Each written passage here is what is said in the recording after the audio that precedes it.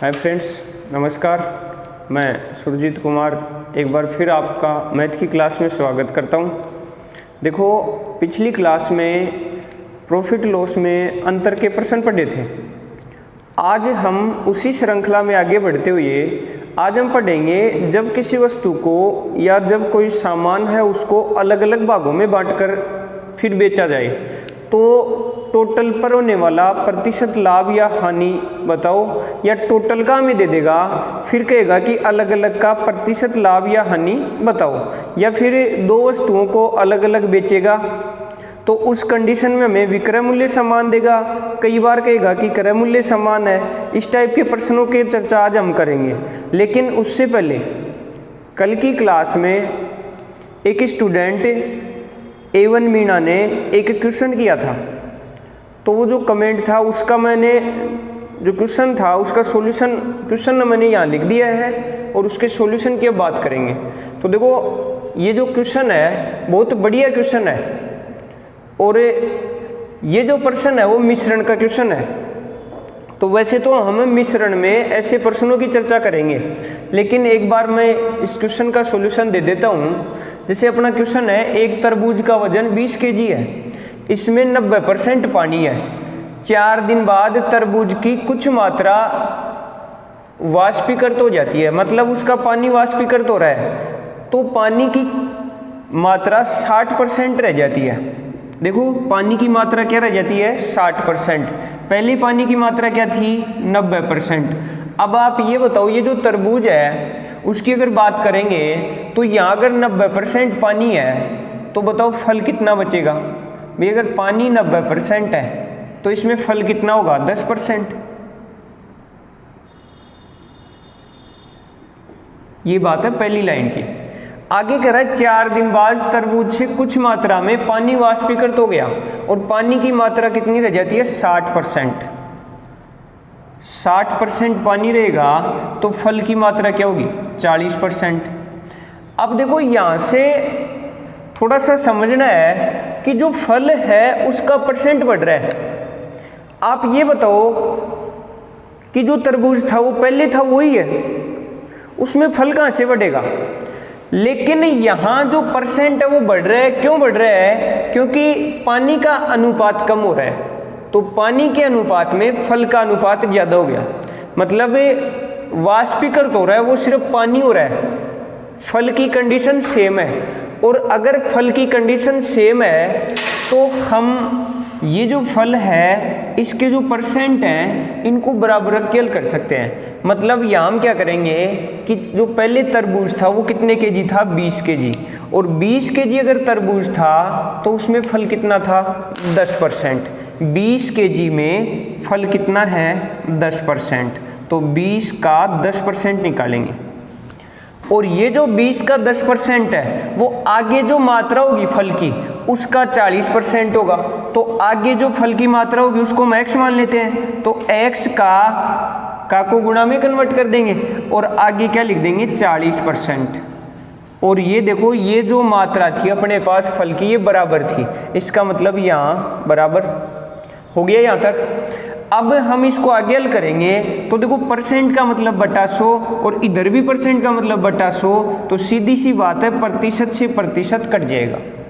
और देखो, बराबर की कंडीशन में 10 से 40 भी कट जाएगा। कितनी बार? 4 बार। और x का मान हमें निकालना है तो ये 4 किधर आ जाएगा? इधर आ जाएगा। तो बताओ अपने पास क्या जाएगा? 20 बटा, देखो ये गुणा में था, इधर आएगा तो भाग में हो जाएगा। 20 बटा 4 मतलब कितना आया? 5। ये जो 5 kg आया ये x की मात्रा ही, मतलब जो फल है वर्तमान में वो 5 kg है।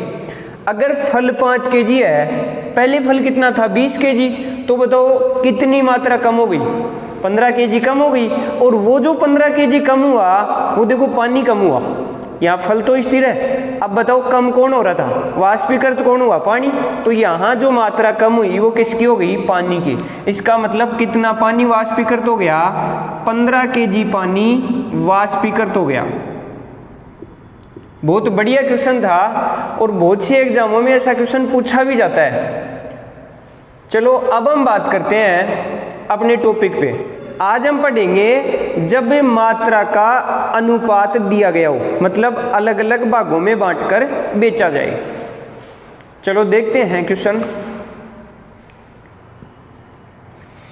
देखिए अगला क्वेश्चन है, एक व्यक्ति 420 रुपये प्रति दर्जन के हिसाब से 20 दर्जन केले खरीदता है। उनमें से 80 केले 5% लाभ पर और शेष केले 8% लाभ पर। देखो अलग अलग हिसाब से बेच रहा है, मतलब केलों को दो भागों में बांट लेता है। 80 केले 5% लाभ पर और शेष केले 8% लाभ पर बेच देता है। तो बताओ कुल कितने प्रतिशत लाभ या हानि होगा। मतलब हमारे पास जो बेचने की कंडीशन है वो दो बार है, एक बार 80 बेच रहा है और एक बार शेष केले। तो देखो हम पहले केलों की संख्या निकाल लेते हैं यहाँ से। तो देखो अपने पास कितने दर्जन केले थे, 20 दर्जन केले थे, और 20 दर्जन में टोटल केलों की संख्या क्या आएगी भाई, एक दर्जन में 12 केले होते हैं। तो बताओ 20 दर्जन में क्या होंगे, 20 गुना 12, और अपने पास कितना जाएगा 240। और जो 240 केले हैं इनमें से वो पहले 80 केले बेचता है और 80 केले किस पर बेच रहा है, 5% लाभ पर। आगे कह रहा है शेष केले 8% लाभ पर बेच देता है। शेष केले बताओ अपने पास पहले 80 केले हो गए, तो बताओ शेष कितने बचे। देखो यहाँ अपने पास टोटल केलों की संख्या क्या है 240। अब 240 में से उसने 80 बेच दिए, तो बताओ शेष कितने बचेंगे 160, और अपने पास टोटल कितना हो गया 240। ये जो अपने पास जो मात्रा आई या केलों की जो संख्या आई उसको हम अगर हो सके तो अनुपात में कन्वर्ट कर देंगे, क्योंकि उससे अपना क्वेश्चन इजी हो जाएगा। तो देखो यहाँ अपने पास 80, 160 और 240, इसका अनुपात बढ़ा सकते हैं। बताओ 20 से कट रहा है कितनी बार, 80 से भी कट रहा है, 80 से कितनी बार, एक बार, 160 80 से कितनी बार, 2 बार, और 240 कितनी बार, 3 बार। देखो यहाँ भी अपने पास पहली मात्रा में 1, दूसरी मात्रा में 2 और टोटल 3 हो गया यहाँ तक। अब हम इसको हल करेंगे तो देखो पहले जो 80 केले थे वो किस पर बेच रहा था, 5% लाभ पर, और 5% लाभ को हम क्या लिख सकते हैं, +5। ऐसी अपने पास अगली जो कंडीशन है उसमें है शेष केले 8% लाभ पर। तो 8% लाभ का मतलब क्या लिख सकते हैं, +8। देखो यहाँ हम 5% लाभ को 105 भी लिख सकते हैं और 8% लाभ को 108 भी लिख सकते हैं, ऐसा भी हम कर सकते हैं। लेकिन अगर हमें आता है और हम जो तरीका लगाएंगे वो हो सके तो छोटा तरीका लगाएंगे। और देखो छोटा तरीका अपने पास +5 और +8 से होगा। अगर यहाँ हानि होती, जैसे 5% हानि होती, तो इसको क्या लिख देते, -5 लिख देते, इधर क्या हो जाता -8। इस प्रकार से हल करते। लेकिन अभी अपने पास क्या है, दोनों ही स्थितियाँ लाभ की है, तो इसको क्या लिखा +5 और इसको क्या लिख दिया +8। अब देखो टोटल का हमें पूछ रहा है, तो टोटल को हम क्या लिख देंगे, x। अगर ये कंडीशन प्लस की आती है तो उतने ही प्रतिशत लाभ है, और अगर ये कंडीशन माइनस की आती तो उतने ही प्रतिशत हानि हो जाती। अब देखो यहाँ से अपने पास इसको हल करेंगे तो देखो ये जो मात्रा थी एक, उसको +5 के हिसाब, मतलब 5% लाभ हो रहा है, तो हम क्या करेंगे, इस 1 को 5 से गुणा कर देंगे, 5 एकम 5। ऐसे ही यहाँ 2 को किससे गुणा करेंगे, 8 से, 8 दूनी 16, और आगे अपने पास क्या होगा 3 गुणा x, कितना हो गया 3x। अब ध्यान देना यहाँ से, ये जो 5 आया वो प्लस का आया, और ये जो 16 आया वो भी किसका आया, प्लस का। ये दो अलग अलग मात्राएं आ गई, और इन दोनों का जो जोड़ होगा वो किसके बराबर होगा, 3x के। तो बताओ 5 और +16, बताओ कितने हो गए 21, और ये 21 किसके बराबर है, 3x के।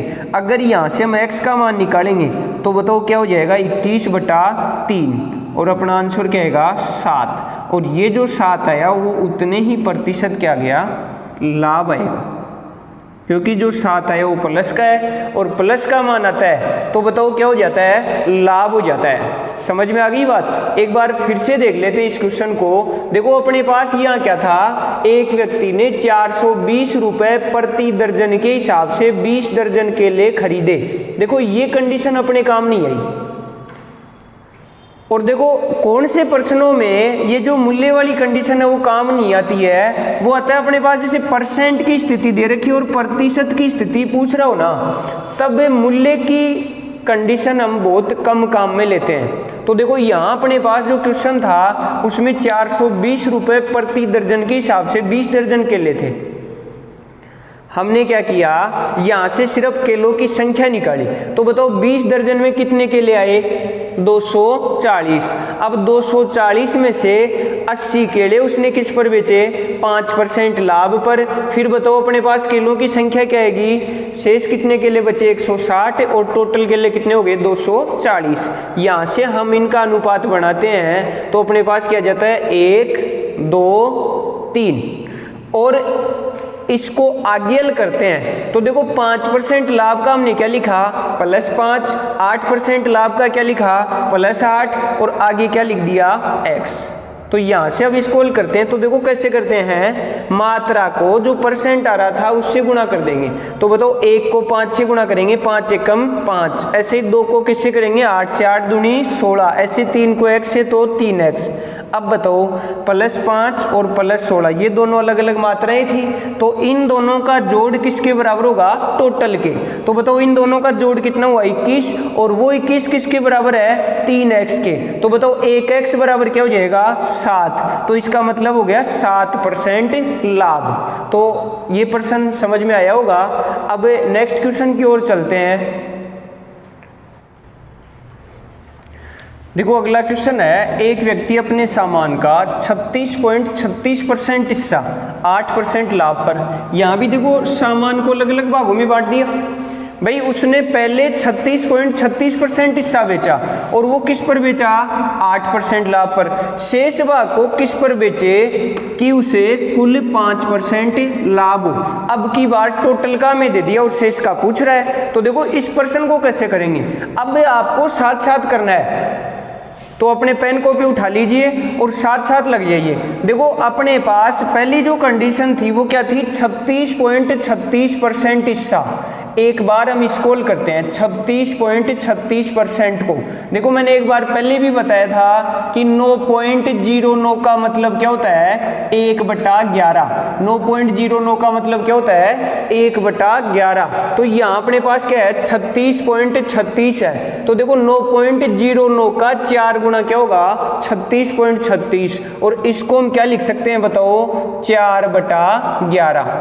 ध्यान रखना, कई बार 18.18 आता है, कई बार 27.27 आएगा, कई बार 36.36 आ जाता है। जैसे अपने पास अभी क्या था, 36.36 और 36.36 का मतलब क्या हुआ, 4/11। अब अपने पास सामान के अलग अलग भाग आ गए। बताओ पहला हिस्सा क्या था, 4।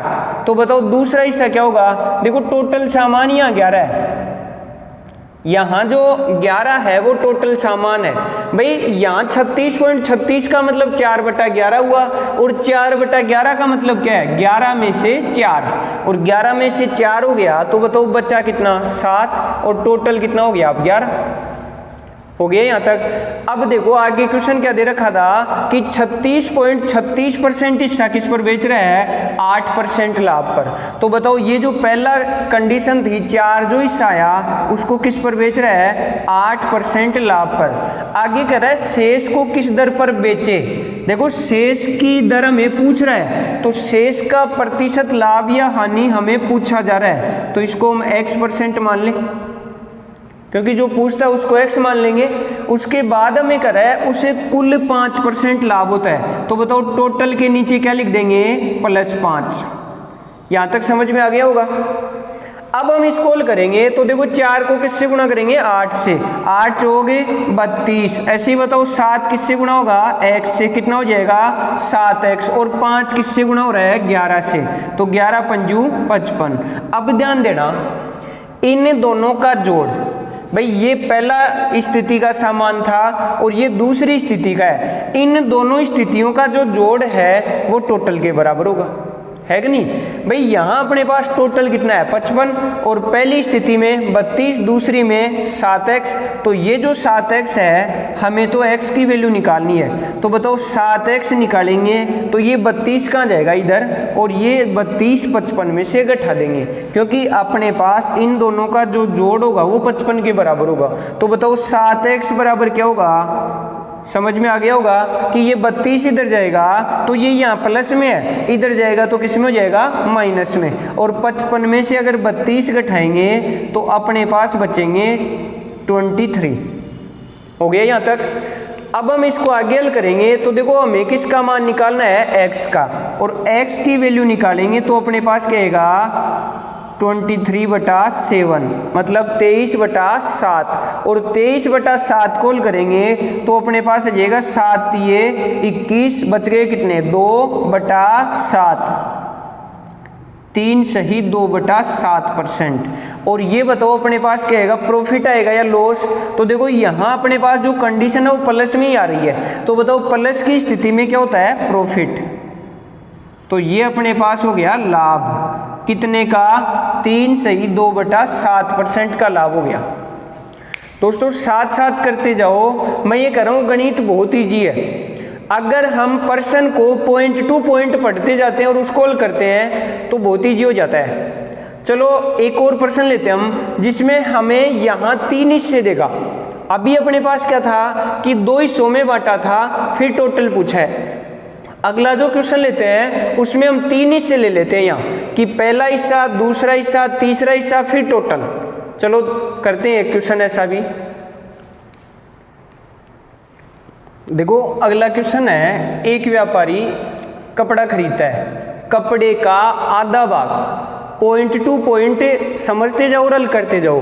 कपड़े का आधा भाग, बताओ आधा भाग क्या होगा, परसेंट की बात करें तो 50% भाग, आधे को हम क्या लिख सकते हैं 50% भाग। तो बताओ कपड़े को हम 100 मान लें, तो बताओ 50% भाग मतलब कितना हो गया 50, और 50 भाग को किस पर बेच रहा है 40% लाभ पर। चलो लाभ आने की बात हम बाद में करते हैं, एक बार इसके अलग अलग भागों का अनुपात बना लेते हैं। चलो बचे हुए कपड़े का आधा भाग, अब बताओ कितना बचेगा भाई, आधा अगर 50% उसने बेच दिया तो बचा कितना 50% ही बचा, और 50% का भी आधा, तो बताओ 50% का आधा क्या होगा 25, और 25% भाग को किस पर बेच रहा है 40% आनी पर बेच रहा है। शेष कपड़ा लागत मूल्य पर बेचता है। अब आप ये बताओ टोटल कपड़ा कितना था 100 में से पहला भाग 50, दूसरा भाग 25, तो बताओ शेष कितना बचेगा 25 बचेगा।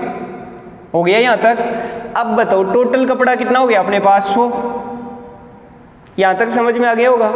अब देखो हम क्या करेंगे, इसको हमने थोड़ी देर पहले भी बात की थी कि ऐसी कंडीशन में, मात्रा की कंडीशन में जब इनका अनुपात बढ़ता है तो बढ़ा देंगे और संख्याएं कटती हैं तो काट देंगे। बताओ ये सब कट रहे हैं, किससे कट रहे हैं 25 से। बताओ कितनी बार कट रहा है 2 बार, आगे वाला 1 बार, आगे वाला 1 बार। देखो साथ साथ करते जाओ ज्यादा मजा आएगा। अब बताओ पहला हिस्सा क्या था 2, दूसरा 1, तीसरा 1, टोटल कितना हो गया 4, और वैसे भी 25 चौक 100 हो गया यहाँ तक। अब जो कंडीशन है वो देखो, पहला जो भाग था उसको किस पर बेच रहा था 40% लाभ पर। चलो 40% लाभ का मतलब प्लस हो गया माइनस, प्लस 40, भाई लाभ की स्थिति में प्लस हो जाएगा। आगे बताओ दूसरी स्थिति को किस पर बेच रहा है 40% आनी पर, तो बताओ यहाँ क्या होगा माइनस 40, और शेष कपड़ा लागत मूल्य पर। अब ध्यान देना यहाँ हमें क्या दिया था, शेष को लागत मूल्य पर बेचता है। अब अगर लागत मूल्य पर बेचता है तो इसका मतलब ना तो उसको फायदा हुआ और ना उसको हानि हुई। अब जब ना तो फायदा होता है ना हानि होती है तो ऐसी कंडीशन में क्या होगा कि उसको 0 रुपए का ही तो लाभ हुआ है, 0 की ही हानि हुई है। तो यहाँ हम क्या लिख देंगे 0 लिख देंगे। समझ में आ गया। तो यहाँ जब नो लॉस नो प्रॉफिट होता है तो ऐसी कंडीशन में क्या रख देंगे 0। प्लस 0 करो चाहे माइनस 0 करो, ये इससे गुणा होना है 0 होना है कि नहीं। आगे बताओ हमें ये ज्ञात करना है टोटल प्रतिशत लाभ या नहीं, बताओ तो इसको क्या मान लेंगे X%। हो गया यहाँ तक। अब हम इसको हल करेंगे तो देखो 2 को किससे गुणा करेंगे 40 से, 40 दूनी 80। एक बात और ध्यान देना, यहाँ अपने पास जो 80 आएगा वो किसका आएगा प्लस का। आगे बताओ 1 को किससे गुणा करेंगे -40 से, तो 40 से कम 40, लेकिन ये 40 किसका रहेगा माइनस का। ये बात इंपॉर्टेंट है भाई, ठीक है। आगे वाली कंडीशन 1 गुणा 0 क्या हो जाएगा 0। अगर मान लो यहाँ 5 होता तो 1 गुणा 5 यहाँ क्या लिख देते 5, और अगर यहाँ 5% आनी होती तो -5 है कि नहीं। ध्यान देना, ऐसे भी प्रश्न पूछ सकता है। चलो आगे बताओ, यहाँ अपने पास क्या होगा 4 गुणा x क्या हो गया 4x हो गया।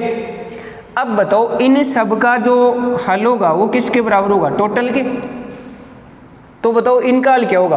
देखो 0 तो चाहे प्लस करो चाहे माइनस करो कोई फर्क नहीं पड़ने वाला है, हमें इन दो की बात करनी है। अब बताओ 80 किसका था प्लस का, 40 किसका था माइनस का। तो बताओ अपने पास बचेगा क्या भाई, 80 प्लस का है 40 माइनस का है, तो क्या बचेगा प्लस का 40 बचेगा।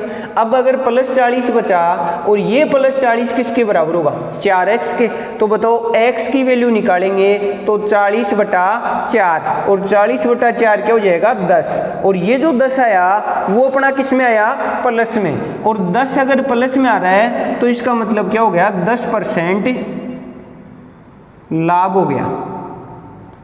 अर्थात इस सौदे में उस व्यक्ति को 10% का प्रॉफिट हो गया। कर सकते हैं ऐसे क्वेश्चन दोस्तों, प्रत्येक टाइप का प्रत्येक लेवल का क्वेश्चन करवाऊंगा, बस आप क्लास में रेगुलर बने रहें और साथ साथ शेयर भी करते जाएं। चलो नेक्स्ट प्रश्न की बात करते हैं हम।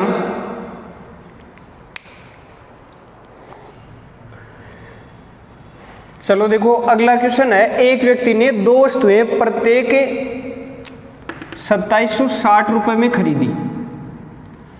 यदि पहली वस्तु को 10% लाभ पर बेचता है तो बताओ दूसरी वस्तु को किस हिसाब से बेचे कि उसे ना लाभ व ना हानि हो। अब ध्यान देना एक बार, यहां अपने पास 2 वस्तुएं हैं और दोनों ही समान मूल्य में खरीदी हैं, प्रत्येक 2760 में खरीदी, इसका मतलब दोनों का मूल्य क्या होगा समान। अब एक बात ध्यान देना, यहां तो उसने खरीदी, ऐसा ही एक क्वेश्चन आएगा उसमें सिर्फ यहां चेंज देगा कि दोनों वस्तुएं इतने में बेची। तो देखो दोनों ही तरीके के प्रश्न मैं करवा रहा हूं आपको। एक बार हम इस क्वेश्चन को करते हैं, दो वस्तुएं थी और दोनों कितने में खरीदी 2760 रुपए में। अब देखो मूल्य का कोई लेना देना नहीं है, हमें क्या पूछा है कि बताओ किस दर पर बेचे, परसेंट पूछा है हमें कि किस हिसाब से बेचे या कितने प्रतिशत पर बेचे, ऐसे भी पूछ सकता है। तो बताइए उसे ना तो लाभ और ना हानि हो। तो देखो ऐसे प्रश्न को कैसे करेंगे, पहली स्थिति में उसको बताओ कितने का लाभ हुआ 10% लाभ हुआ, तो बताओ 10% को हम क्या लिख सकते हैं। ध्यान देना हम प्रश्न को यहां से शुरू करेंगे, तो 10% लाभ हुआ और 10% लाभ को 10% लाभ को हम क्या लिख सकते हैं 1/10, सीधा लिख सकते हैं 1/10। और 1/10 का मतलब क्या हुआ, देखो हमने सीख रखा है कि यहाँ 10 क्या होगा क्रय मूल्य और 1 क्या हो गया लाभ। अब जब लाभ हो गया तो बताओ विक्रय मूल्य क्या होगा, भाई क्रय मूल्य यहाँ 10 होगा तो विक्रय मूल्य क्या होगा 11। यहाँ तक समझ में आ गया कि 10% को हमने क्या लिखा है 1/10 और 1/10 में क्रय मूल्य क्या हुआ 10, लाभ कितने का है 1 का, तो बताओ विक्रय मूल्य क्या हो गया 11। यहां तक समझ में आ गया। आगे कह रहा है बताओ दूसरी वस्तु को किस हिसाब से बेचे कि उसे ना तो लाभ और ना हानि हो। ये बात ध्यान देना, ना लाभ ना हानि। ना लाभ ना हानि का मतलब दोनों वस्तुओं को जितने में खरीदेगा उतने में ही बेचेगा, चाहे एक को कम में बेचे चाहे दूसरी को ज्यादा में बेचे, लेकिन दोनों का क्रय मूल्य और दोनों का विक्रय मूल्य क्या होना है समान। अब यहाँ जो पहली लाइन थी उसमें एक बात और दे रखी है, एक व्यक्ति ने 2 वस्तुएं प्रत्येक कितने में खरीदी 2760 रुपए में, इसका मतलब दोनों वस्तुओं को समान मूल्य में खरीद रहा है। तो बताओ पहली वस्तु का अगर क्रय मूल्य कॉस्ट प्राइस हमने 10 ली तो बताओ दूसरी वस्तु का क्रय मूल्य भी क्या होगा 10, क्योंकि इन दोनों का जो मूल्य है वो क्या है समान। अब बताओ दोनों वस्तुओं का टोटल क्रय मूल्य क्या होगा 20 हो गया। यहाँ तक छोटा तरीका भी मैं बताऊंगा आपको, लेकिन ये पढ़ना जरूरी है क्योंकि अगला ही क्वेश्चन उसमें यहाँ बेची हुई देगा और उस प्रश्न को हल करने के लिए हमें ये तरीका आना चाहिए। समझ में आ गई बात। अब देखो इसको हल करते हैं, तो आप ये बताओ यहाँ से उसने जो क्रय मूल्य निकाला वो एक का 10 था, तो दूसरे का भी 10 ही मानना पड़ेगा क्योंकि क्रय मूल्य समान है। तो बताओ दोनों का टोटल कितना हो गया 20। यहाँ तक समझ में आ गया होगा। अब अगर क्रय मूल्य 20 है तो विक्रय मूल्य भी अपने पास क्या होना है 20 ही होना है, क्योंकि ना लाभ ना हानि है। इसका मतलब क्रय मूल्य और विक्रय मूल्य का अंतर क्या आएगा 0। समझ में आ गया यहाँ तक। अब बताओ पहली वस्तु का विक्रय मूल्य क्या था 11, तो बताओ दूसरी कितने में बिकेगी 9 में। भाई दोनों का टोटल कितना हो जाना चाहिए 20 आ जाना चाहिए। यहाँ तक समझ में आ गया। अब देखो हमें पूछा क्या था दूसरी वस्तु को किस हिसाब से बेचे। बताओ दूसरी वस्तु खरीदी कितने में थी 10 में और बेची कितने में 9 में, तो बताओ लाभ होगा या नहीं। देखो यहाँ हमें लाभ हो रहा है या हानि ये देखना है। बताओ लाभ हुआ या हानि, हानि हो गई। कितने की हुई 1 की, और इसको परसेंट बनाएंगे तो बताओ क्रय मूल्य क्या होगा, इसी वस्तु का क्रय मूल्य लेना है हमें। तो बताओ यहाँ अपने पास नीचे क्या आएगा 10 और गुणा 100। इस प्रकार अपना जो हानि परसेंट है वो भी क्या आएगी 10%। अब देखो दूसरा तरीका क्या होगा, बहुत इजी है भाई। दोनों का क्रय मूल्य समान है। क्रय मूल्य समान होने का मतलब है जितना लाभ हुआ दूसरी पर उतनी हानि हो जाएगी। भाई अगर दोनों वस्तुओं का क्रय मूल्य समान है और दोनों पर ना तो लाभ और ना हानि हो रहा है, देखो ऐसी ही कंडीशन में हम ऐसा कर सकते हैं कि जब ना तो लाभ हो और ना हानि हो, तो बताओ क्रय मूल्य भी समान है, ना लाभ ना हानि हो रही है, एक पर 10 ज्यादा ले रहा है तो दूसरी पर 10 कम ले लेगा, है कि नहीं है। तो बताओ 10% लाभ हो रहा है एक पर, तो दूसरी पर क्या हो जाएगी 10% हानि, और ये सीधा आंसर आ जाएगा। मान लो हमें क्वेश्चन दे देता एक व्यक्ति 2 वस्तुएं समान मूल्य में खरीदता है। ध्यान देना अब एक बार, एक व्यक्ति 2 वस्तुएं समान मूल्य में खरीदता है। यदि पहली को 15% हानि पर बेचता है तो बताओ दूसरी पर क्या होगा। तो बताओ दूसरी पर क्या होगा, आगे की कंडीशन देखते हैं कि अगर ना लाभ ना हानि होती है तो बताओ दूसरी पर क्या होगा। अगर पहली पर 15% हानि है तो दूसरी पर 15% लाभ होगा। समझ में आ गया होगा। चलो एक और प्रश्न लेते हैं ऐसा जिसमें हमें यहाँ क्रय मूल्य की बजाय विक्रय मूल्य दे। उस प्रश्न को कैसे हल करेंगे हम, चलो ध्यान देना। देखो अगला क्वेश्चन है, एक व्यक्ति 2 वस्तुएं प्रत्येक 6,630 रुपए में बेचता है। अब की बार बताओ खरीद रहा है या बेच रहा है। अब की बार दोनों को बेच रहा है और दोनों का विक्रय मूल्य क्या होगा समान। पहली वस्तु से 27.5% लाभ होता है, दूसरी वस्तु को इस प्रकार बेचे कि कुल सौदे में ना लाभ ना हानि होती है। आगे पूछा है क्रय मूल्य का अंतर। देखो यहाँ ये भी पूछ सकता था कि दूसरी वस्तु से उसे कितने प्रतिशत लाभ या हानि होगा। जस्ट पिछले क्वेश्चन में यही पूछा था, इसी तरह का पूछा था कि दूसरी वस्तु को कितने प्रतिशत लाभ या हानि पर बेचा जाए। तो देखो यहाँ हम दोनों ही प्रकार के प्रश्न निकाल लेते हैं। एक बार ध्यान दो, देखो बहुत जल्दी भी कर सकते हैं इस क्वेश्चन को। अगर एक बार आने लग जाता है तो बहुत चाहे कितना ही बड़ा क्वेश्चन हो बहुत जल्दी कर सकते हैं हम। देखो यहाँ अपने पास जो क्वेश्चन था उसमें दोनों का विक्रय मूल्य क्या था समान। वस्तु से 27.5% लाभ होता है। एक बार 27.5 कॉल करो तो देखो 27.5 को क्या लिख सकते हैं हम 27 सही 1/2% लिख सकते हैं। और इस कॉल करेंगे तो देखो 27 दूनी 54 और 1 55/2 और 55/2 को हम क्या लिख सकते हैं 55/200, क्योंकि परसेंट हटाएंगे तो नीचे क्या जाएगा 100। समझ में आ गया होगा। अब आगे इस कॉल करेंगे तो देखो यहाँ 5 से कट रहा है। बताओ कितनी बार कट रहा है 5 से 11 बार और नीचे 5 से 40 बार। इसका मतलब यहाँ अपने पास हो गया कि क्रय मूल्य तो क्या आएगा 40 और लाभ कितने का 11 का। तो बताओ यहाँ से अपने पास जो पहली वस्तु है उसके क्रय मूल्य की बात करेंगे। अगर क्रय मूल्य की बात करेंगे तो कितना होगा 40 और विक्रय मूल्य की बात करेंगे तो बताओ विक्रय मूल्य क्या होगा +11। भाई 11 का लाभ हो रहा है तो +11 हो जाएगा। बताओ +11 हुआ तो कितना हो गया 51। अब अपनी जो पहली लाइन थी उसकी कंडीशन थी कि दोनों विक्रय मूल्य समान है। ध्यान देना अब की बार विक्रय मूल्य समान है तो यहाँ अगर 51 रुपये विक्रय मूल्य आ रहा है तो यहाँ भी क्या होगा 51। और आगे ये भी दे रखा है कि ना तो लाभ हुआ और ना हानि हुई। इसका मतलब अगर दोनों विक्रय मूल्य समान है तो इन दोनों का जो जोड़ होगा वो ही जोड़ इन दोनों का होगा। अब आप ये बताओ, यहां अगर 40 में 11 बढ़ रहा है तब 51 आ रहा है, तो इधर क्या होगा, किसी संख्या में से 11 कम करेंगे तब 51 हो जाएगा, तभी तो दोनों का इनका जोड़ इनके बराबर होगा। तो या तो ऐसे कर सकते हैं कि बताओ कौन सी संख्या में से 11 घटाएं कि अपना 51 हो जाए, तो बताओ कौन सी संख्या होगी, वो 62। आ गया समझ में। या फिर हम ऐसे भी कर सकते हैं कि भाई दोनों का जो विक्रय मूल्य आया था वो एक का विक्रय मूल्य 51 था, दूसरे का भी 51, क्योंकि समान है तो दोनों का विक्रय मूल्य क्या है अपने पास 102। तो बताओ दोनों क्रय मूल्य भी क्या होंगे 102, तो अपने पास 40 तो है और दोनों का टोटल 102 होना चाहिए, तो कौन सी संख्या लेंगे 62। तो दूसरी वस्तु का क्रय मूल्य क्या गया 62। अब देखो अपना जो क्वेश्चन था वो क्या था, दोनों के क्रय मूल्य का अंतर बताओ।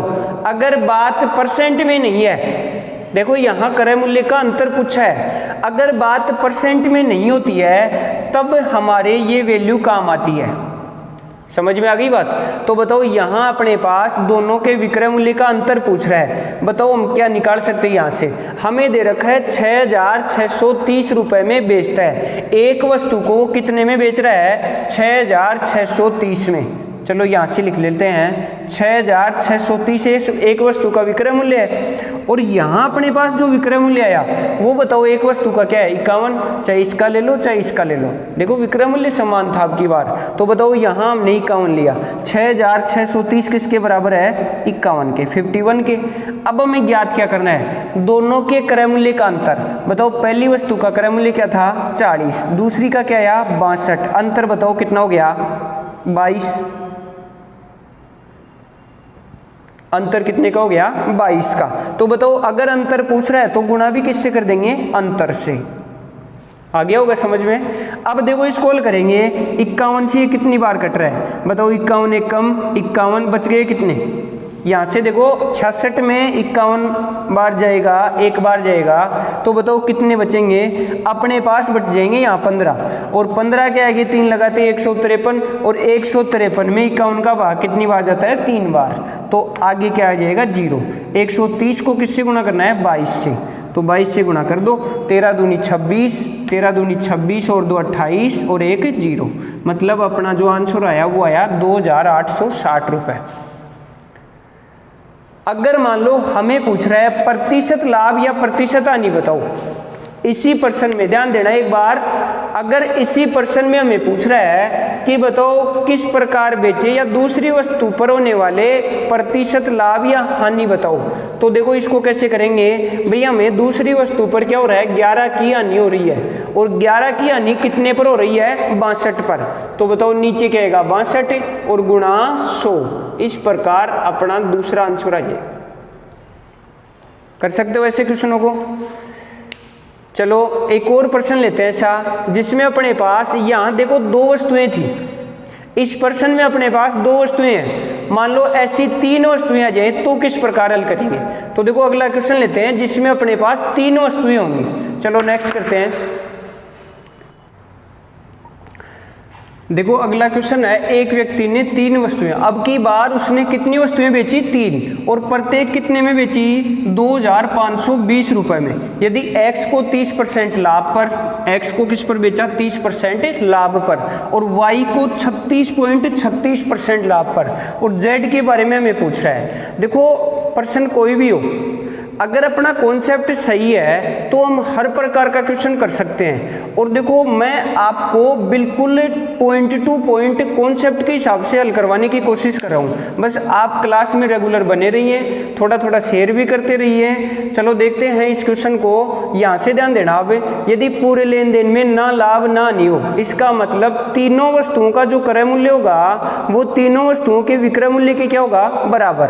भाई ना लाभ ना हानि है, इसका मतलब एक बात तो समझ में आई होगी कि अब की बार अपने पास 3 वस्तुएं हैं और तीनों का जो क्रय मूल्य होगा वो तीनों के विक्रय मूल्य के जोड़ के बराबर होगा।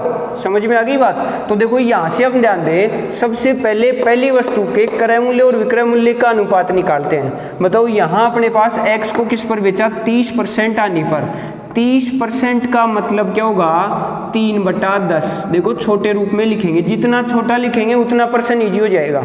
बताओ 3/10 लिखा, इसका मतलब क्रय मूल्य क्या होगा, ध्यान दो, क्रय मूल्य क्या होगा 10 और विक्रय मूल्य क्या हो गया भाई 3 की हानि हो रही है यहाँ। अगर 3 की हानि हो रही है तो विक्रय मूल्य 3 कम होगा, और 3 कम होगा तो बताओ क्या होगा 7। इसी प्रकार अपने पास जो दूसरी कंडीशन है वो है 36.36। अभी थोड़ी देर पहले प्रश्न में चर्चा की थी, 36.36 आ गया, इसको हम क्या लिख सकते हैं 4/11। देखो ये जो पॉइंट है, ये जो परसेंट है, हम उसी तरह के परसेंट ले रहे हैं जैसे एग्जाम में आते हैं। तो ये परसेंट जो पॉइंट वाले हैं, बटे वाले हैं, वो धीरे धीरे अगर याद ही हो जाएंगे अगर आप रेगुलर बने रहते हो तो देखो यहाँ अपने पास y को क्या लिखा 36.36% लाभ पर। 36.36% लाभ का मतलब 4/11, और 4/11 का मतलब उसका क्रय मूल्य अगर 11 होगा तो उसे 4 रुपये का प्रॉफिट हो रहा है, और 4 रुपये का प्रॉफिट होगा तो विक्रय मूल्य क्या होगा 15। ये बात किसकी थी, x की, ये बात किसकी हो गई y की। अब बताओ हमें किसके बारे में देखना है, z के बारे में। एक बार ये बताओ कि तीनों का विक्रय मूल्य समान था। यहां देखो, देखे समान है क्या। पहली बात ये पॉइंट करने वाली बात है कि यहां आप ये बताओ कि यहां अपने पास जो विक्रय मूल्य आ रहा है वो समान है क्या। देखो समान नहीं है यहाँ, तो देखो पहली कंडीशन ये होगी कि हम इनको समान बनाएं। तो देखो समान बनाने के लिए हम क्या करेंगे, सबसे पहले यहाँ ध्यान देना, यहाँ अपने पास 7 है, यहाँ 15 है। इन दोनों को ऐसी संख्याओं से गुणा करें कि इन दोनों के मान बराबर हो जाए। तो सबसे पहले इन दोनों का एलसीएम लेते हैं हम। तो बताओ दोनों का एलसीएम क्या आएगा, इन दोनों का एलसीएम वही आएगा जो इन दोनों का गुणनफल है। तो बताओ एलसीएम लेंगे या इन दोनों का गुणनफल करेंगे, तो वो दोनों क्या होंगे 105 आएगा। अब हम क्या करेंगे, यहाँ भी 105 बनाएंगे, यहाँ भी 105 बनाएंगे। देखो इसको 105 बनाने के लिए हमें किससे गुणा करना होगा, 15 से। अब देखो अगर विक्रय मूल्य 15 गुना हो रहा है, यहाँ में हानि तो 30% ही हो रही है ना, या -3 की हो रही है, जो भी लेते हैं। अगर अपना विक्रय मूल्य 15 गुना हो गया तो कंडीशन ये है कि क्रय मूल्य भी 15 गुना होना चाहिए। भाई इस कंडीशन में x वस्तु का विक्रय मूल्य अगर 15 गुना हो गया और उस पर हमें 30% हानि भी लेनी है, तो बताओ क्रय मूल्य भी क्या होगा 15 गुना हो जाएगा। तो बताओ यहाँ भी हम किससे गुणा कर देंगे 15 से, और बताओ इसको 15 से गुणा करेंगे तो 15 गुणा 10 कितना हो गया 150। ये आ गया अपने पास x का क्रय मूल्य, और विक्रय मूल्य की बात करेंगे तो 15 × 105, ये आ गया x का विक्रय मूल्य। हो गया यहाँ तक। अब हम ऐसे ही y का करेंगे, तो बताओ y के लिए किससे गुणा करेंगे 7 से, तो इधर भी किससे होगा 7 से। अब फास्ट चलेंगे, देखो 11 7 77, ये x का y का क्या हुआ क्रय मूल्य, और 15 × 105, ये क्या हो गया y का विक्रय मूल्य। अब हमारे पास जो तीनों वस्तुएं थी, तीनों का ही विक्रय मूल्य समान था। तो बताओ दो का विक्रय मूल्य अगर 105 आ गया तो तीसरे का विक्रय मूल्य भी क्या आएगा 105। ये तो आ गया z का विक्रय मूल्य का अनुपात।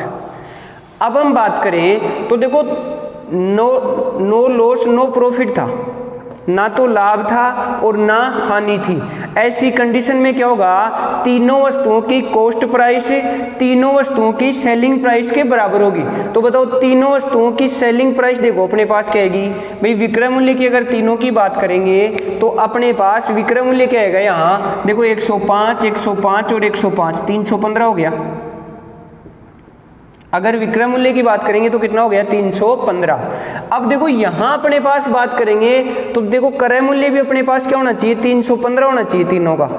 तीनों का क्रय मूल्य भी क्या आना चाहिए 315, तब ही उसको ना तो लाभ होगा और ना हानि होगी। तो बताओ ऐसी स्थिति में अगर हमें 315 लाना है तो बताओ z का हमें क्रय मूल्य निकालना होगा, और z का क्रय मूल्य हम कहाँ से निकालेंगे? देखो x और y का क्रय मूल्य क्या है 150 प्लस 77, 150 प्लस 77 का जोड़ करेंगे तो अपने पास क्या हो जाएगा? देखो 150 प्लस 50 कितने हो गए 200, और ऊपर कितना ज्यादा है 27 ज्यादा है, तो बताओ 200 और 27, 227 हो गए, हमें चाहिए कितने 315, तो बताओ कितने और जोड़ने पड़ेंगे 88, कितने जोड़ने पड़ेंगे 88। ये जो 88 आया वो z का क्या गया क्रय मूल्य। यहाँ तक समझ में आ गया होगा। एक बार फिर से मैं बता देता हूँ। सबसे पहले हमने क्या किया, x को 30% आने पर तो x की अनुपातिक वैल्यू निकाली हमने, तो बताओ x का क्रय मूल्य क्या आया 10, 30% आनी मतलब -3 हुआ तो विक्रय मूल्य क्या गया 7। ऐसे हमने y का भी निकाल लिया, तो बताओ y का अगर अपने पास 36.36% लाभ है, इस लाभ को हम किस में लिख सकते हैं? बट्टे में 4/11 लिख सकते हैं। इसका मतलब क्रय मूल्य क्या आया 11 प्लस 4 हो गया, तो बताओ विक्रय मूल्य क्या गया 15। अब यहाँ से हम बात करें, यहाँ से अगर बात करें तो देखो दोनों वस्तुओं का जो विक्रय मूल्य है वो अलग अलग था, और हमें क्या चाहिए समान चाहिए। समान की स्थिति में क्या करेंगे हम, ऊपर वाली कंडीशन को हम 15 से गुणा करेंगे, नीचे वाली को 7 से। अब ये जो 7 से गुणा होगा तो क्रय मूल्य और विक्रय मूल्य दोनों ही होंगे। इस प्रकार अपने पास 105 आ गया। अब बताओ तीनों का विक्रय मूल्य अगर सेम था तो तीसरे का भी हमें क्या लेना है 105 ही लेना है। समझ में आ गया होगा यहाँ तक। अब अगर तीनों का विक्रय मूल्य 315 आ गया, जोड़ की बात करें तो 105 प्लस 105 प्लस 105 कितना हो गया 315। उसके बाद हमें दे रखा था ना लाभ ना हानि, ना लाभ ना हानि की कंडीशन में क्या होगा, तीनों का क्रय मूल्य भी क्या होगा सेम होगा, तीनों के क्रय मूल्य का जोड़ भी क्या आएगा सेम। तो बताओ विक्रय मूल्य अगर 315 है तो क्रय मूल्य भी क्या होगा 315। अब अगर क्रय मूल्य 315 हो गया तो देखो दो का क्रय मूल्य हमें दे रखा था x और y का, तीसरे का हम निकाल सकते हैं, और इस प्रकार अपने पास z का क्रय मूल्य क्या गया 88। यहाँ तक समझ में आ गया होगा। अब हम बात करें z का क्रय मूल्य बताओ। अगर z का क्रय मूल्य हमें पूछा जा रहा है तो ध्यान दो, सबसे पहले हम क्या करेंगे, हमें प्रत्येक वस्तु का विक्रय मूल्य दे रखा है, और कितना दे रखा है 2520 रुपए। एक वस्तु का विक्रय मूल्य अपने पास 2520 है, ये प्रत्येक का ही है अपने पास। और बताओ एक वस्तु के अगर विक्रय मूल्य के अनुपात की बात करेंगे तो अपने पास कितना रहा 105। ये जो 2520 है ये किसके बराबर है 105 के। और हमें जो ज्ञात करना था वो था अपने पास z का क्रय मूल्य, और z का क्रय मूल्य अपने पास कितना है 88। अगर z का क्रय मूल्य 88 है तो हम इस संख्या को देखो, ये जो मान आया इसको हम किससे गुणा कर देंगे 88 से, और देखो यहाँ से अपने पास आ जाएगा, इसका जो हल होगा वो आ जाएगा, देखो 5 से कितनी बार कटेगा ये, इसको काट लेंगे। 5 से देखो कितनी बार कट रहा है 21 बार, और 5 से कितनी बार 5 पंजू 25, 0 5 हो गए 20। अब बताओ इसको हल करेंगे तो देखो 21 से कट रहा है, 21 से 21 दूनी 42, बच गए कितने 8, बच गए आगे 4, 21 4 84। 24 को हम किससे गुणा कर देंगे 88 से, तो अपने पास आ जाएगा 2112, मतलब 2112 रुपये आ गए। ये अपना आंसर आ गया। ये जो मान आया वो आया अपने पास z का क्रय मूल्य। अब हमें अगर ये पूछ ले z का प्रतिशत लाभ बताओ, देखो दूसरा प्रश्न भी था अपने पास, z का प्रतिशत लाभ बताओ। अगर लाभ परसेंट की बात है तो हमें मूल्य से कोई लेना देना ही नहीं है भैया। हमने पहले भी बात की है कि बात परसेंट में हो रही है तो परसेंट के हिसाब से चलते हैं। तो बताओ अगर बात प्रतिशत की होती तो देखो यहाँ से हम देखेंगे कि z को कितने रुपए का कितने अनुपात में लाभ हो रहा है। तो बताओ z का क्रय मूल्य क्या आया 88, विक्रय मूल्य क्या आया 105। तो बताओ देखो लाभ कितने का हो गया भैया 88 से 100 तक 12 और 5 17 का लाभ हो गया। यहाँ कितने का लाभ हो रहा है 17 का, और ये जो 17 है यहाँ लिख देता हूं मैं, ये जो 17 आया वो लाभ है, और ये लाभ कितने पर है 88 पर। तो नीचे क्या आएगा 88 गुणा 100। इस प्रकार अपने पास प्रतिशत लाभ आ जाएगा, जेड का प्रतिशत लाभ आ जाएगा। कर सकते हैं ऐसे क्वेश्चन। देखो अगला क्वेश्चन है, एक वस्तु को क्रय मूल्य के 220% लाभ पर बेचा जाता है। यदि क्रय मूल्य में 25% की वृद्धि तथा विक्रय मूल्य समान रही। अब की बार विक्रय मूल्य तो क्या है, समान, और क्रय मूल्य में क्या हो रहा है, 25% की वृद्धि हो रही है, और पहले वस्तु को कितने पर बेचा जा रहा था, 220% लाभ पर। देखो थोड़ा सा अलग है लेकिन हम इसको हल कर सकते हैं। देखो पढ़ने वाले के लिए कोई भी चीज़ अलग नहीं होती है और कोई भी चीज़ हार्ड नहीं होती है। देखो करते हैं इसको। जैसे मान लो हमें क्वेश्चन दे रखा था, उसमें क्रय मूल्य क्या माने। सबसे पहली बात आती है कि वस्तु को क्रय मूल्य के 220% लाभ पर बेचा जाता है। तो बताओ इस पर्सन में क्रय मूल्य को हम क्या माने, तो 100 मान के कर लेते हैं। भाई बात परसेंट में हो रही है और परसेंट में भी बटा नहीं है ना कोई पॉइंट है, तो बताओ ऐसी स्थिति में क्या माने, 100 मान के कर ले। तो बताओ यहाँ अपना जो क्रय मूल्य है वो 100 होगा। अगर क्रय मूल्य 100 होगा, अगर क्रय मूल्य 100 जाता है तो बताओ लाभ कितने का है, 220% का, और 100 पर 220% क्या होगा, 220 ही होगा। और जब लाभ होगा तो विक्रय मूल्य क्या होगा, 320 हो जाएगा। यहाँ तक समझ में आ गया। ये उसकी कॉस्ट प्राइस और ये उसकी सेलिंग प्राइस, मतलब ये विक्रय मूल्य हो गया और ये क्या हो गया, क्रय मूल्य। अब कह रहा है यदि क्रय मूल्य में 25% की वृद्धि, देखो बहुत ईजी है। यहाँ से हम बात करें, क्रय मूल्य कितना बढ़ा, 25%, तो 100 पे 25 बढ़ गया, बताओ कितना हो जाएगा, 125। और विक्रय मूल्य की हम बात करेंगे तो बताओ विक्रय मूल्य सेम है, तो बताओ विक्रय मूल्य अगर सेम है तो बताओ 320 ही रहेगा, है कि नहीं। यहाँ तक समझ में आ गया। अब देखो क्रय मूल्य कितना आया, 125, और विक्रय मूल्य क्या आया, 320। आगे कह रहा है नया लाभ मूल लाभ का कितना परसेंट है। पहले हम नया लाभ तो निकालें, है कि नहीं। तो देखो यहां से अगर नया लाभ निकालेंगे तो कितने का होगा। एक तो देखो यहां हमें पूछता है कि नए लाभ का परसेंट बताओ, नए लाभ का प्रतिशत बताओ। तो नए लाभ का अगर परसेंट पूछता है तब तो हम यहाँ से निकालेंगे। देखो यहाँ से एक बार हम स्क्रॉल करेंगे तो देखो क्रय मूल्य 125 था और विक्रय मूल्य क्या आ गया, 320। इस प्रकार अपने पास जो दोनों का अंतर आया वो अंतर आएगा 195। क्रय मूल्य से 195 ज़्यादा क्या है, विक्रय मूल्य।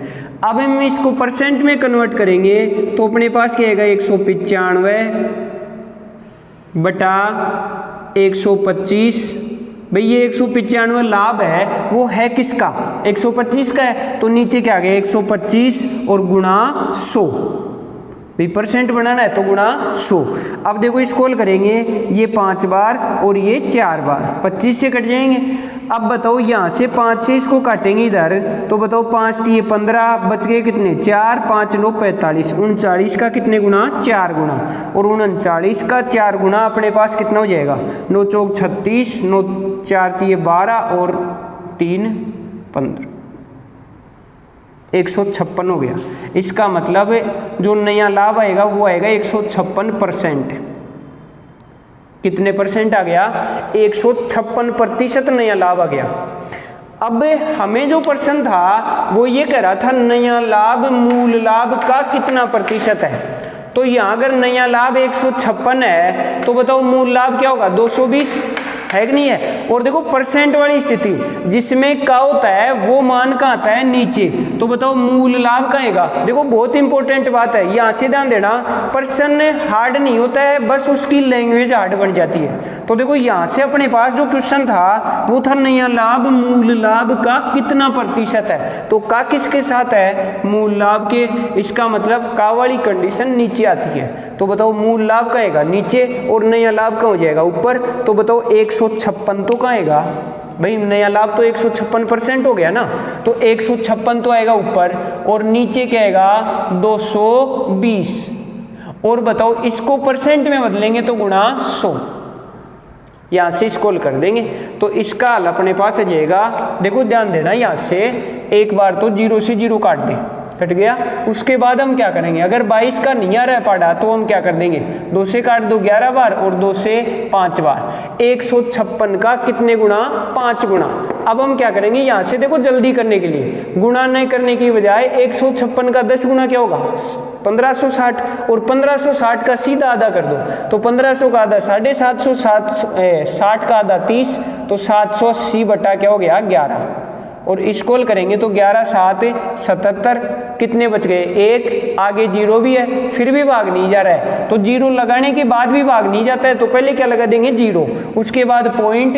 अब बताओ क्या हो जाएगा, 100, 11 9 99, फिर 0 9, इस तरह से आ जाएगा, तो 70.909% कर सकते हो ऐसे पर्सन। अब हम अगली टाइप की बात करते हैं, और अगली टाइप में हमें देगा लाभ और हानि का अनुपात, या तो क्या दिया था, मात्रा का अनुपात दे रखा था। इन प्रश्नों में हमें क्या दे रखा था, मात्रा को अलग अलग भागों में बांटकर बेच रहा था। अब दो बार बेचेगा वस्तु को, लेकिन वहां हमें लाभ या हानि का अनुपात देगा कि जितना लाभ हुआ उतनी हानि हुई, या जितना लाभ हुआ 3 गुना हानि हो गई, या 4 गुना लाभ हुआ 5 गुना हानि हो गई, इस तरह से देगा। या परसेंट में भी दे सकता है, तो परसेंट को भी हम अनुपात में बदल लेंगे। इस तरह से हम क्या करेंगे, लाभ या हानि का अनुपात देगा और ऐसे प्रश्नों को हल करेंगे। चलो करते हैं हम अगली टाइप। देखो अगली टाइप है जब लाभ या हानि का अनुपात दिया गया हो। अब एक बार समझना इसमें, जैसे हमें क्वेश्चन दे दिया, एक वस्तु को 540 रुपए में बेचने पर, 540 रुपए में बेचने पर जितना लाभ होता है, देखो प्रश्न हम बाद में करेंगे, एक बार समझ लेते हैं इसको। 540 रुपए में बेचने पर जितना लाभ होता है, 400 रुपए में बेचने पर उतनी ही हानि होती है।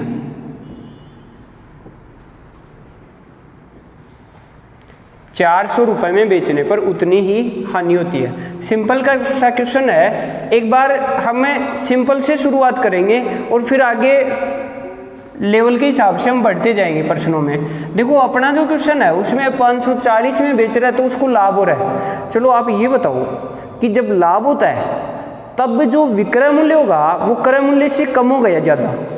तो देखो जब लाभ होता है तब विक्रय मूल्य क्रय मूल्य से ज़्यादा होता है, तो हम यहाँ क्रय मूल्य मान लेते हैं। और इस स्थिति में जब लाभ होगा तो लाभ की स्थिति में जो विक्रय मूल्य होगा वो क्या होगा, क्रय मूल्य से ज़्यादा। इसका मतलब ये जो 540 है अपने पास, जो 540 आया वो किससे ज़्यादा है, क्रय मूल्य से ज़्यादा है। और देखो यहाँ अपने पास हानि हो रही है, 400 रुपए में बेचने पर उतनी ही हानि होती है। तो ऐसी स्थिति में क्या करेंगे, देखो 400 रुपए क्रय मूल्य से कम होंगे। अब देखो जितना लाभ हुआ उतनी ही हानि हुई। मतलब ये जो क्रय मूल्य है इससे 540 जितना ज़्यादा है उतना ही 400 कम है कि नहीं भाई। अपना जो क्वेश्चन था उसमें जितना लाभ उतनी हानि थी।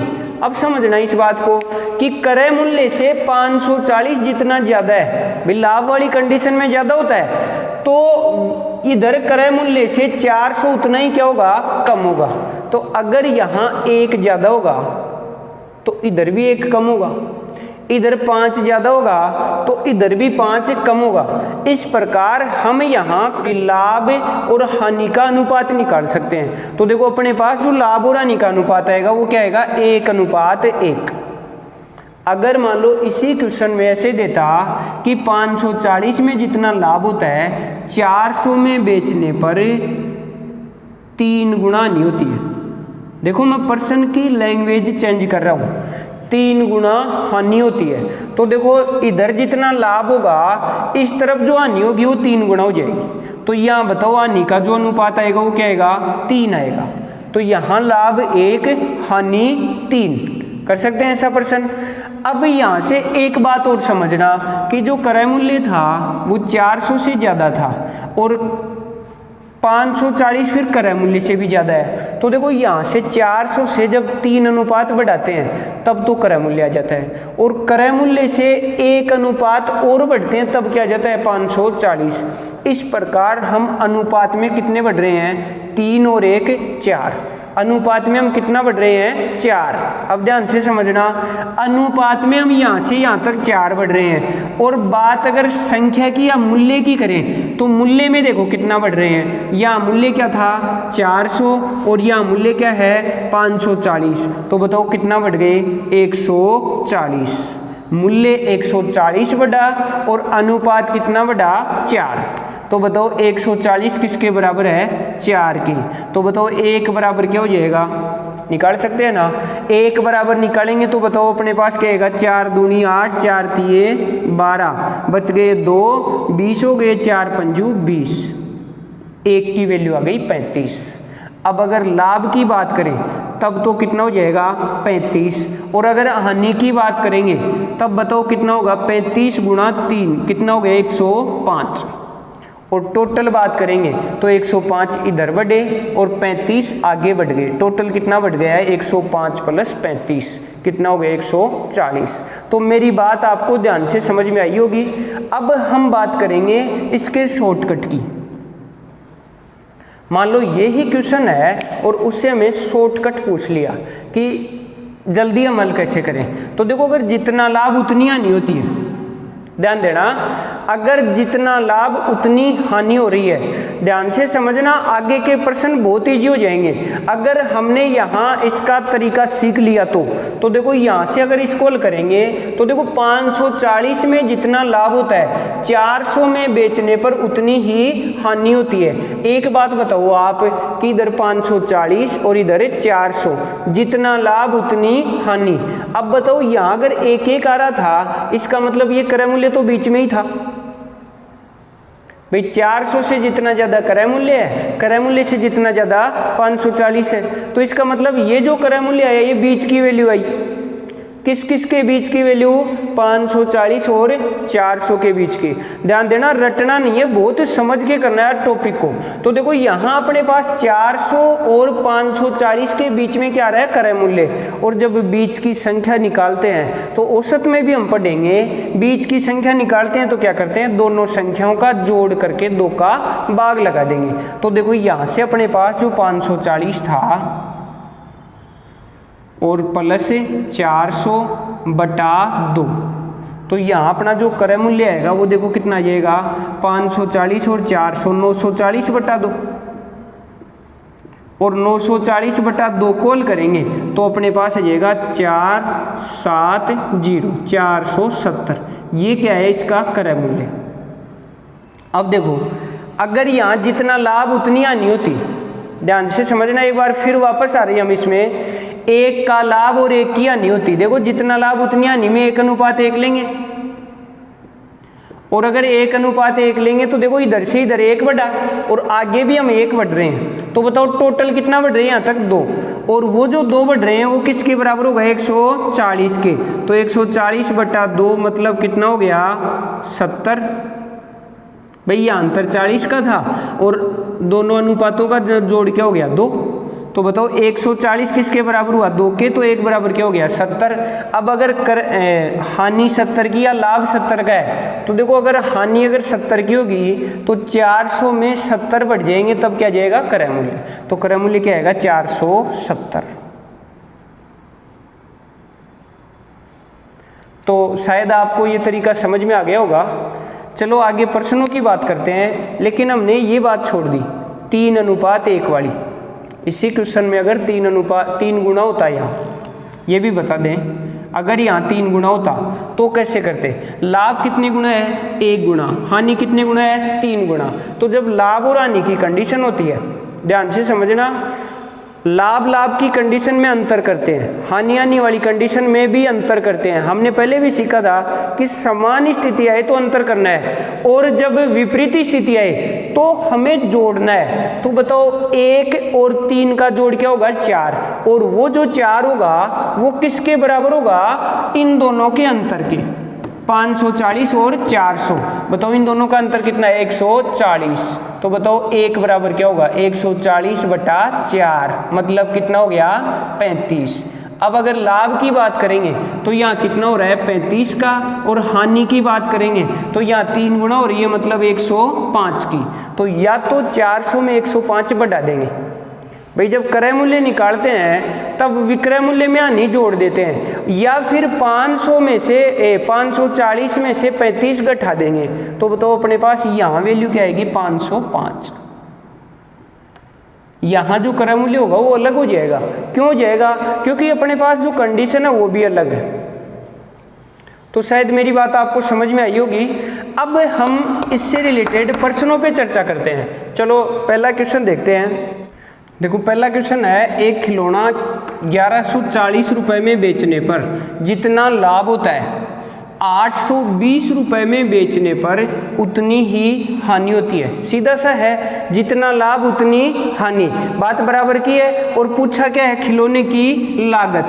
बताओ इसको हम किस तरह से कर सकते हैं? बताओ अनुपात बनाएंगे या सीधा कर देंगे? देखो इस प्रश्न को हम बिल्कुल सीधा कर सकते हैं। कैसे? दोनों का जोड़ करके और 2 का भाग लगा देंगे। 1140 प्लस 820, तो बताओ अपने पास कितना हो गया 1960। और ये जो 1960 आया इसमें किसका भाग देना है 2 का। तो 1960 में अगर 2 का भाग देंगे तो 2 से कितनी बार 9 बार, 1 2 8 16 19 980 रुपये आ गया। कितना आ गया 980। ये जो 980 आया वो खिलौने की लागत आ गई। ये तो हम सीधा शॉर्टकट कर सकते हैं, लेकिन साथ साथ इसका कॉन्सेप्ट भी सीख लें। और कॉन्सेप्ट अपने पास क्या था कि भाई जो क्रय मूल्य होगा वो क्या होगा 1140 से तो कम होगा और 820 से ज़्यादा होगा। ऐसा क्यों होता है? क्योंकि देखो दोनों ही विक्रय मूल्य हैं 1140 और 820। 820 में हमें हानि हो रही है और 1140 में लाभ हो रहा है। अब प्रश्न को देख के हम ये तो आइडिया लगा सकते हैं कि जितना लाभ उतनी हानि है। इसका मतलब अगर लाभ का अनुपात 1 होगा तो हानि का अनुपात भी क्या होगा 1। अब देखो 820 से अगर 1 अनुपात बढ़ते हैं तब तो क्रय मूल्य आता है, और क्रय मूल्य से जब 1 अनुपात बढ़ते हैं तो 1140 आता है। मतलब हम 1 और 1 टोटल कितने अनुपात बढ़ रहे हैं 2। और ये जो टोटल अनुपात बढ़ रहे हैं वहाँ तक मूल्य कितना बढ़ रहा है तो वो हमें यहाँ से पता चल जाएगा। बताओ 820 से 1140 तक कितना मूल्य बढ़ गया 320 रुपये। और ये जो 320 है वो किसके बराबर है 1 + 1 2 के। तो बताओ 2 बराबर 320 है तो 1 बराबर 160। यहाँ तक हो गया। अब हम बात करें लाभ की, तो लाभ भी 1 अनुपात के बराबर है। तो बताओ 160 का ही होगा। और हानि की बात करें तो हानि भी 1 अनुपात के बराबर है। तो बताओ हानि भी कितने की होगी 160 की। अब यहाँ से क्रय मूल्य निकालना चाहेंगे तो हम क्या करेंगे विक्रय मूल्य में हानि जोड़ देंगे। और हानि अपने पास कितनी आ गई 160। 820 में 160 जोड़ देंगे और 160 हम जोड़ेंगे तो अपने पास वही मूल्य आ जाएगा 980। कर सकते हैं।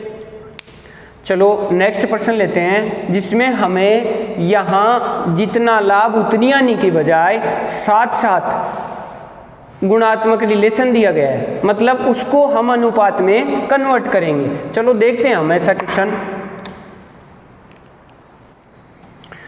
देखो अगला क्वेश्चन है, रितु ने कुछ लाभ पर एक खिलौना 760 रुपये में बेचा। मतलब उस खिलौने की पहली सेलिंग प्राइस क्या थी 760 रुपये और दूसरी सेलिंग प्राइस क्या है 540 रुपये। मतलब बेच रहा है वो। आगे कह रहा है शुरुआती लाभ का 1/3 हानि होती है।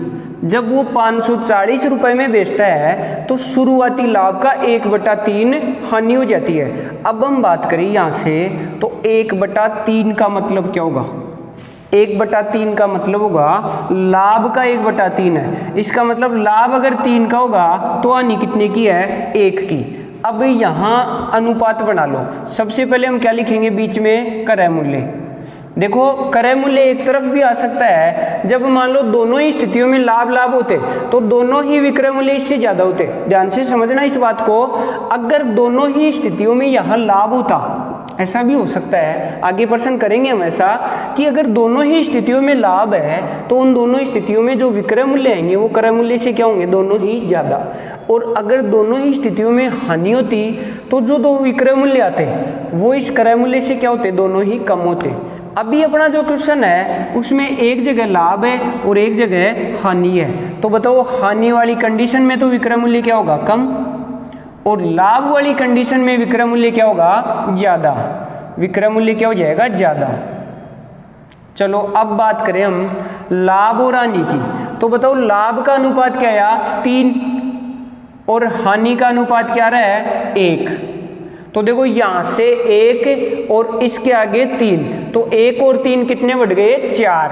जब 4 बढ़ेंगे तब मूल्य कितना बढ़ेगा, 540 से 760 तक बढ़ेगा। तो बताओ 540 से 760 तक कितना बढ़ रहा है, 220। और ये जो 220 है वो किसके बराबर है, 3 और 1 4 के। इस प्रकार 1 की वैल्यू अपने पास क्या जाएगी, 55 रुपये आ गए। ये 1 अनुपात का माना गया। अब हम बात करें अगर हानि की, तो बताओ अपने पास हानि का जो अनुपात था वो तो 1 ही था। बताओ अगर हानि निकालेंगे तो कितनी आएगी, 55। लेकिन अगर लाभ की बात करेंगे तो बताओ लाभ कितना है, 3 अनुपात के बराबर है। तो बताओ 55 का 3 गुना कितना हो गया, 165 रुपए का लाभ होगा। अब देखो यहाँ अगर पूछे लाभ बताओ तो कितने का, 165 का। हानि बताओ तो कितने की हो रही है, 55 की। और अगर ये पूछे क्रय मूल्य बताओ, इस प्रश्न में यही पूछा है क्रय मूल्य बताओ या लागत बताओ, तो लागत अगर पूछ रहा है तो देखो यहाँ हम क्या करेंगे, या तो 540 में ये 55 बढ़ा देंगे या फिर 760 में 165 कम कर देंगे। जो बढ़िया लगे या इजी लगे उसको करेंगे। तो देखो इधर वाला सही है, 540 में 55 जोड़ देंगे और 540 में 55 जोड़ेंगे तो अपने पास आ जाएगा 595। ये अपना आंसर हो गया। कर सकते हैं ऐसा क्वेश्चन। अब हम अगला प्रश्न एक और लेते हैं, उसमें हमें जैसे जो वैल्यू दे रखी है वो परसेंट में या कम या ज़्यादा की स्थिति में दे दे, जो लाभ या हानि का जो अनुपात है उसको कम या ज़्यादा की स्थिति में दे दे, और साथ में परसेंट भी दिया गया है। चलो नेक्स्ट प्रश्न लेते हैं। देखो अगला क्वेश्चन है, एक पंखा 785 रुपये में बेचने पर होने वाला लाभ। एक पंखे को 785 में बेचते हैं तब जितना लाभ होता है 1680 रुपये में बेचने पर होने वाले लाभ का 33 से 1/3% ज़्यादा है। इस बात को देखो, 33 से ही 1/3%। एक बार बताओ इसका मतलब क्या होगा, 1/3। और 1/3 ज़्यादा होने का मतलब 3 की बजाय 1 ज़्यादा, मतलब कितना हो गया, 4। अब यहाँ हम देखेंगे कि दोनों ही स्थितियों में लाभ हो रहा है। भाई 785 में भी लाभ हो रहा है और 680 में भी लाभ हो रहा है, तो बताओ दोनों ही जो विक्रय मूल्य होंगे वो क्रय मूल्य से ज्यादा होंगे। और सबसे ज्यादा कौन सा होगा, 785, और थोड़ा कम कौन होगा, 1680। चलो यहां तक हो गया। अब देखो यहां क्या कह रहा था कि बेचने पर होने वाला लाभ 1680 रुपये में बेचने पर होने वाले लाभ का 33 से 1/3% ज़्यादा है। इसका मतलब 33 से 1/3 का क्या लिया है, 1/3। और 1/3 का मतलब अब जो लाभ हो रहा है ना उससे पहले वाला लाभ 1 ज़्यादा था, और 1 ज़्यादा था तो बताओ कितना था, 4। इसका मतलब 1680 में जो लाभ हो रहा है वो तो बताओ कितने का हो रहा है, 3 का। और 1785 में जो लाभ हो रहा था वो बताओ कितने का हो रहा था, 4 का। भाई 1 ज़्यादा था ना, और 1 ज़्यादा था तो बताओ कितने का था, 4 का। अब हम यहाँ से बात करें तो देखो जो क्रय मूल्य है उससे दोनों ही स्थितियाँ ज़्यादा हैं। भाई अपना जो क्रय मूल्य आया उससे ये भी ज़्यादा है, लेकिन ये कितने अनुपात ज़्यादा है, 3। और ये जो 1785 वो कितने अनुपात ज़्यादा है, 4। तो आप यहाँ से बात करेंगे तो बताओ ये मान कितना ज़्यादा हो गया। तो देखो यहाँ तक अगर 3 है और आगे यहाँ से यहाँ तक 4 है तो ये वैल्यू कितनी आ गई, 1 है कि नहीं। भाई यहाँ तक 3 बढ़ेंगे और आगे तक 4 बढ़ेंगे, तो यहाँ बीच में कितना बढ़ रहे हैं हम, 1 ही तो बढ़ रहे हैं। अब ये जो 1 बढ़ रहे हैं वो किसके बराबर है, 105 के। ध्यान से समझो, बहुत ईजी हो जाएगा। अब देखो ये जो 105 है वो किसके बराबर होगा, 1 के। तो 105 की वैल्यू अगर 1 के बराबर है, अब हमें किसकी वैल्यू चाहिए यहाँ, या तो 3 की निकाले या 4 की निकाले। तो बताओ 3 की वैल्यू क्या होगी, 105 गुणा 3, 315, ये आया लाभ। और 315 का लाभ कब आया, 1680 रुपए में बेचने पर। अब हम इसके लागत की बात करते हैं। अगर इसकी लागत की बात करते हैं तो बताओ अपने पास क्रय मूल्य क्या आ जाएगा, इसका क्रय मूल्य निकाल लेंगे यहाँ से। तो बताओ 1680 से 315 कम कर देंगे, 1680 से कितना घटा देंगे, 315, और 315 घटाएंगे तो अपने पास कितना जाएगा, 1365 आ जाएगा। ये जो 1365 आया, ये इसका क्या आ गया, क्रय मूल्य आ गया। मतलब क्रय मूल्य की बात करें तो अपने पास क्या आया, 1365। देखो पॉइंट टू पॉइंट करते जाओ, अपने आप पर्सन ईजी हो जाता है। यहां तक क्रय मूल्य क्या आ गया, 1365। अब देखो पूछा क्या है इसमें, यदि पंखे पर 40% लाभ कमाना चाहिए। अब देखो आगे हमें पूछ रहा है विक्रय मूल्य, और कितना लाभ कमाना चाहता है, 40%। एक बार 40% का मतलब बताओ, 2/5, और 2/5 का मतलब क्रय मूल्य 5 होगा और लाभ 2 का है, तो विक्रय मूल्य क्या हो जाएगा, 7। विक्रय मूल्य क्या हो जाएगा, 7। अब अपने पास जो क्रय मूल्य है वो कितना था, 1365, और ये जो 1365 है इसकी बात करें तो ये किसके बराबर है, 5 के। भाई जो 1365 क्रय मूल्य है वो क्रय मूल्य के बराबर, और हमें ज्ञात क्या करना है, 7। यहाँ से निकाल देंगे इसको।